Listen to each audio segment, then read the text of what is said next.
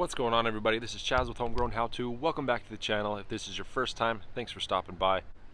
Today we're going to be talking about my salvias. This is a salvia that I split and transplanted within one of my other videos. As you can see, all through here it is just drooped out. When normally these plants are supposed to make a good dome shape. I think I've come to the solution that I have been potentially overwatering this.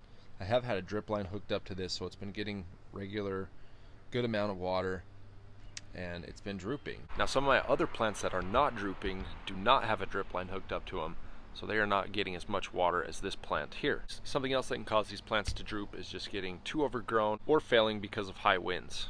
In my area we also get high winds, so these may be drooped down because of the high winds. So I'm going to remove the drip system from this plant, chop it down, let it grow back, and see how it holds up. So I like to come in and cut these down anyways regularly. As you can see here, they're starting to lose their bloom. The flowers are starting to dry out and die off. So when it comes to this time, I usually just come in and cut off all of the blooms and leave all the foliage. In this case, since the plant is drooping, I want to get rid of that, so I'm just going to cut it all down and it will grow back. As you can see down here in the middle, there's already some new growth coming in, and the flowers there are about to bloom. So we're kind of right on track. And hopefully with less water on this salvia, it will keep its nice dome shape and be a good staple to the front yard. So these salvia plants are drought resistant, so they don't need much water, and I think that's where I've made this mistake. Let's test out my theory. And all I'm using to cut these down is just your typical handheld plant pruners. So it is as simple as that to cut those down, super easy. I love these plants because they're easy to maintain. If you cut off the blooms, you can get those to bloom like 3 or 4 times a year. I'm gonna let that one get full grown again and just see how it does without all of the water that I've been putting on it. So hopefully that is the reason why some of my salvias have been drooping, kind of creating like a giant bird's nest. I had someone comment on a previous video that there's maybe some sort of fowl that was getting in there or animal that was nesting in it, and that's definitely not the case. So it has been a little while since I lopped that bush down. It's pretty much full grown at this point. As you can see, it's pretty much got some full blooms on there.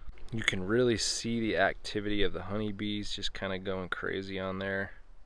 They are all over that. Most importantly, the topic of the video is why was this bush creating a bird's nest effect, as I like to call it. I did have the drip hooked up to that. I believe it was getting too much water. Again, these things are drought tolerant plants, so they don't need much water to thrive.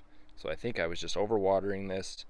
As you can see, it's now looking great. It has no sign of that bird's nest effect. It's got its nice dome shape.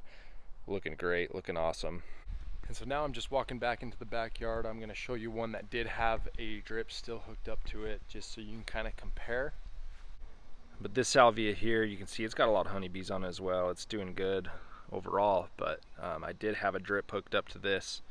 And you can see it's got that bird nest effect. This plant's not as big as the previous one I showed you, but it does have that bird's nest effect.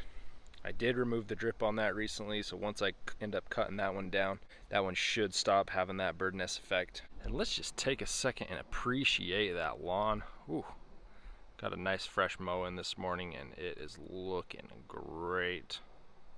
If your salvia is losing its good dome shape and starting to create that nest looking effect, it may be getting too much water. Take that into consideration.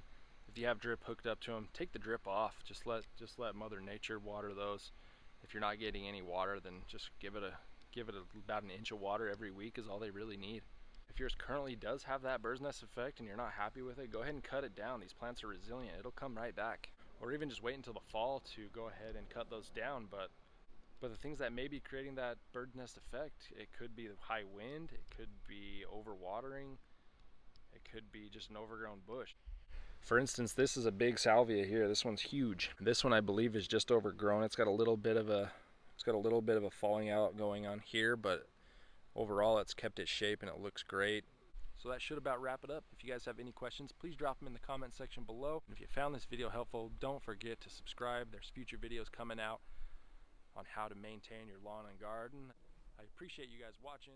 You guys have a good day.